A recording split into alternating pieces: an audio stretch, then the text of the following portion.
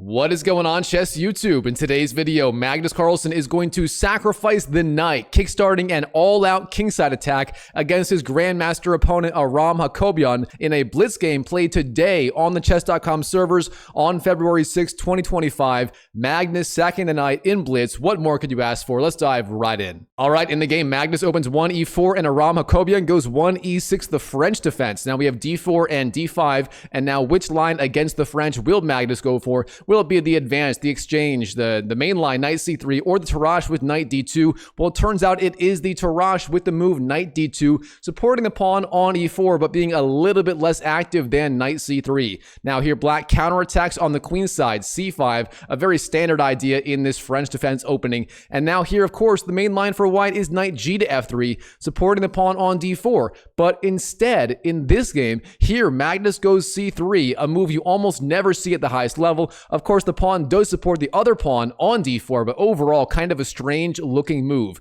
Now here, black takes on d4, c takes d4, c takes, and then knight to c6, developing the knight and putting pressure on d4. Now from here, both sides develop very normally. We have knight g to f3, d takes e4, knight takes e4, and bishop e7. Black getting ready for knight to f6, and then short castles. Now, what is white going to do about it? He goes bishop d3, the standard placement for that bishop. Now, here, black does go knight to f6, developing his knight and setting up short castles. Now, we have castles, all very standard stuff. And now, white typically would go, say, maybe rook e1 or something similar in this position. But of course, that pawn on d4 is currently under attack. And to defend that pawn, here, Magnus goes bishop e3, a very strange looking move. Now, the drawback of this move, black always has the option of going knight g4 or knight to d5, putting pressure on that bishop immediately, and you don't want to lose that bishop this early in the game to the knight. That bishop pair and that dark squared bishop is just too important for white's overall position.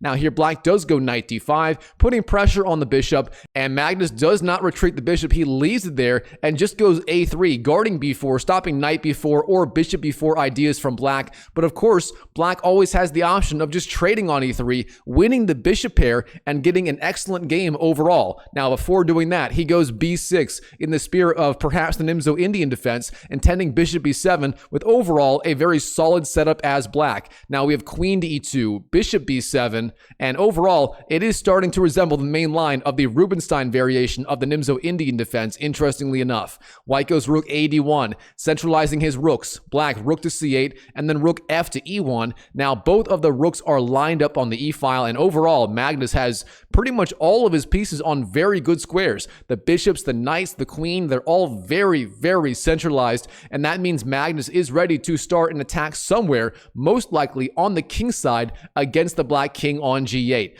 Now here, Aram, he makes maybe his first mistake of the game. He goes rook to e8, and he plays it pretty fast as well. The idea being maybe black wants to go perhaps knight f6, bishop f8, something like that. Something where that pawn may go to e5, and maybe the e-file does open up. However, the problem with this move, that rook is no longer defending f7, and as we're going to see later in the game, the weakness of that square f7 is going to be a very, very big deal. And here, Magnus makes a very active, very simple move, knight e to g5, pressuring h7 immediately with the bishop, and of course, the knight also pressures f7 a little bit. Now here, what will black do? He goes g6, blocking the attack, but Magnus is ready for that move, and he goes h4, gaining space, setting up the alpha 0 attack on the king side, perhaps intending maybe h5, h6, or h5, and then h takes g6. Either way, white is setting up for a beautiful attack here. All right, black, what is he going to do?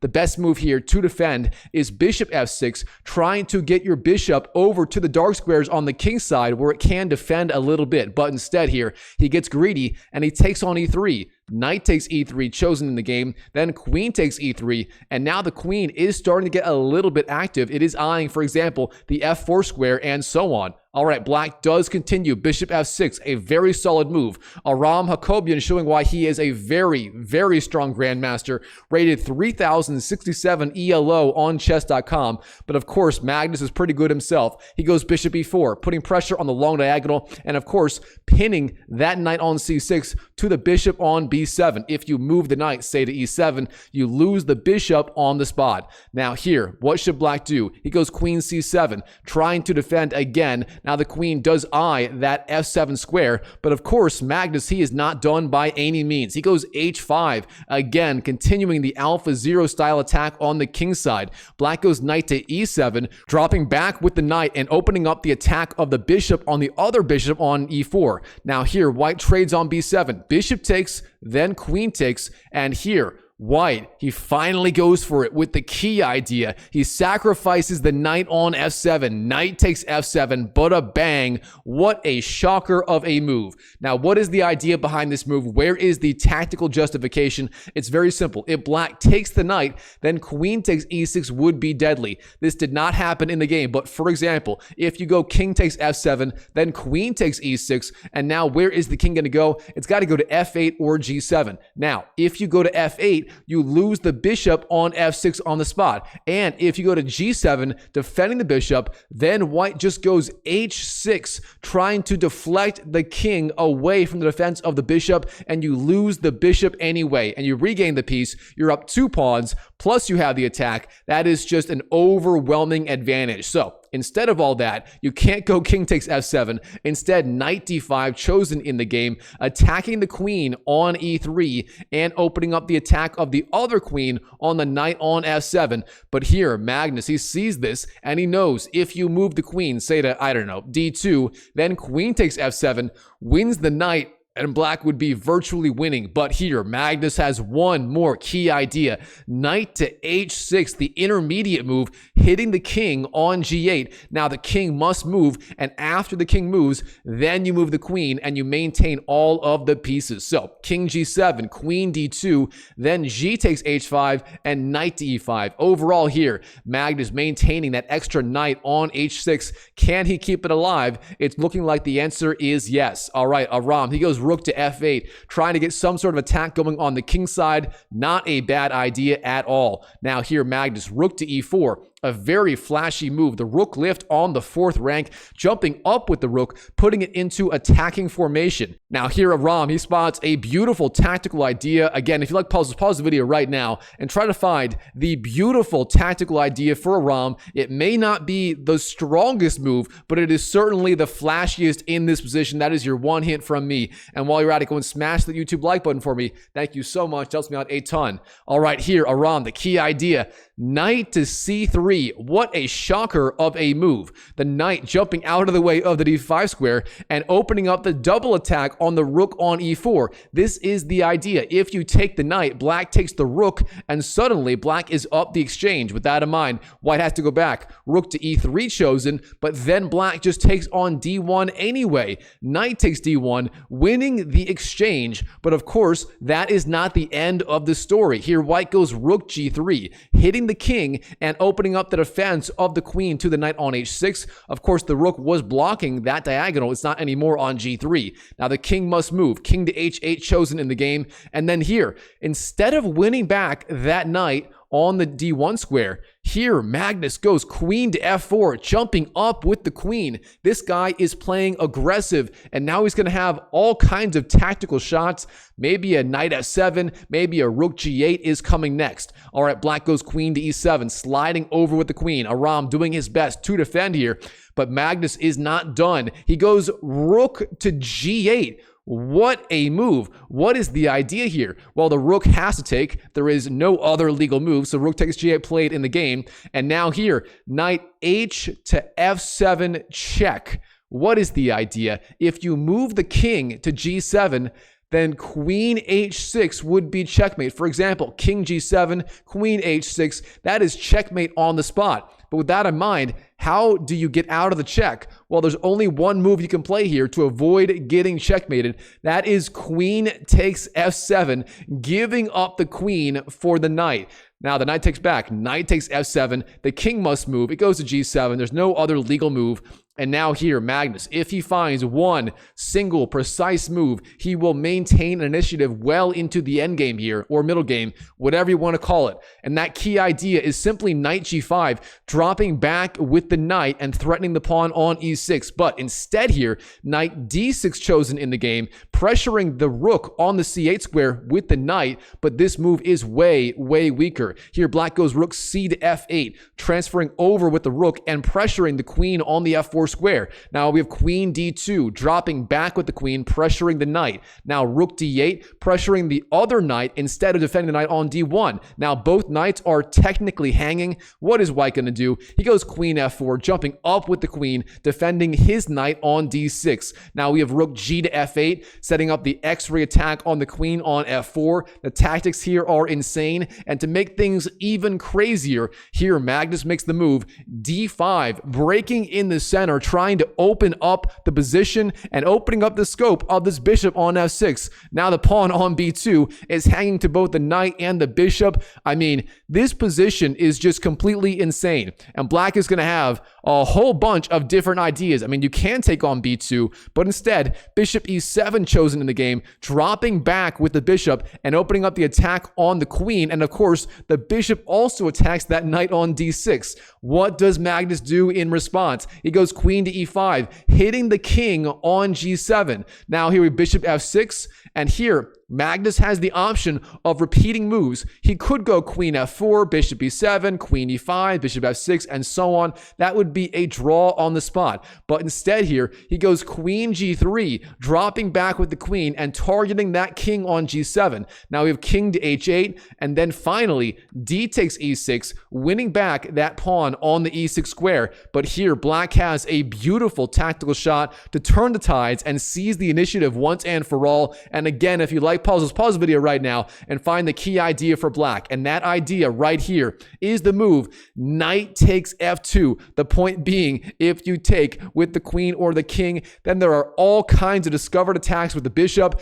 Bishop d4 could be coming, and so on. That would be deadly. Instead here, bishop d4 chosen immediately, and this move makes a lot of sense. After all, both the bishop, the knight, and the rook are all targeting that weak pawn on f2, but overall, this move is a little bit slow, and here Magnus finds a really weird idea. e7, targeting both the rooks on f8 and d8. What is black going to do about it? Well, he trades on f2. Bishop takes f2. That is virtually forced. Then queen takes f2 is the only defense. Then we have knight takes f2, and here white has the option of winning one of these rooks. The problem is, if you take on f8, black takes back immediately. Same thing on d8, black takes back. Therefore, instead of taking here, white maintains all of the tension, and he goes knight to f7, hitting the king. Now, this move lays a trap. If you take the knight, then the pawn takes the rook, and there is no way to attack the queen on d8. The queen hits the king with check, and white is winning.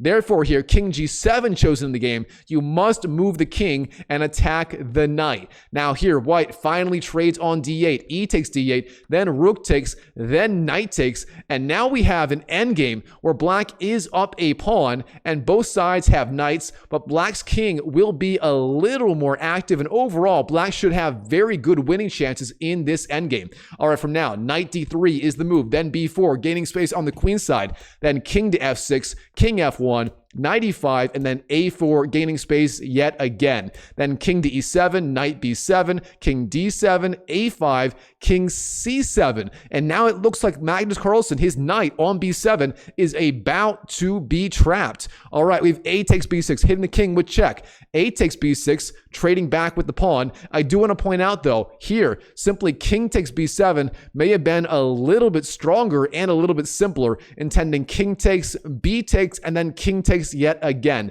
Instead, a takes b6 chosen in the game, keeping that knight alive for now. Now here, Magnus, his knight, it is trapped. You can't go to a5, c5, d6, or d8. No matter where you go, you lose that knight. So here, white goes knight to a5. The point being, if you take the knight, white takes back with the b pawn, and suddenly he has the passed a pawn on the edge of the board, and that is what happens. B takes a5, then b takes, then knight c6, black dropping back with the knight. Now here, black is the only one with any real winning chances. But keep in mind, Aram has 6 seconds left on the clock versus the 17 seconds of Magnus. I mean, anything can happen here. All right, king to f2 is the move. Then knight takes a5, then king g3, king d6, king to h4, king e7, and king takes h5. Then king to f7, the king dropping back, king h6, king g8, and then g4, gaining space on the king side. Then knight c6 drops back with the knight, g5, knight e5, king to h5, king g7, king h4, and king g6. Then we have king to h3, white giving up that pawn. There's nothing he can do in this position but hang on and try to hope black will run out of time on the clock. Magnus has been reduced to trying to run out the clock of black. How sad. All right, knight f7, king g3, knight takes g5. Now, of course, if black did not have that knight, it would be a draw. But of course, that knight can control the queening square h1. Therefore, that pawn will get promoted sooner or later. We have king g4, h5 hits the king, king h4, knight e4, king h3, then king to g5, then king g2 dropping back with the king, h4, king to f3, then knight to f6, king g2, and king g4. Then king h2, h3, the pawn advances. Then king g1, dropping back with the king, king to g3, king f1, knight e4, king e2, and then finally h2. That pawn is going to promote. There is nothing stopping it, but keep in mind, Aram has 1 second left on the clock versus the 12 of Magnus. Magnus may have some drawing chances based on that clock. We have king to e3, hitting the knight, h1 promotes to a queen and defends the knight, then king d4, queen to f3, dropping back with the queen, king to e5, knight f2, then king to d4, queen e4 hits the king, king c5, knight d3. It looks like black is making some progress, the king being cut off on this square here. It is isolated to this smaller square right here, and if the knight and the king can close in, then black may have winning chances before his clock runs out. Now we have king d6, then queen e5, and I do want to point out here, there is no clock visible for black. That means he has 1 second left or less on the clock. Now we have king to d7. Now here simply, black could go, say, queen to f6, cutting off the king on the 6th rank. That would be the simplest solution, but instead, queen b5 chosen in the game. Then king d6, queen a6, king to d5, king to f4, and here Magnus, the final move of the game, king to d4, and it turns out Aram Hakobian, he runs out of time on the clock. He's unable to deliver checkmate. Of course, white does not have enough material to checkmate the black king, and therefore both sides are forced to agree to a draw on the spot. Wow, what a game between Magnus Carlsen and Aram Hakobian from this week's Title Tuesday tournament on chess.com.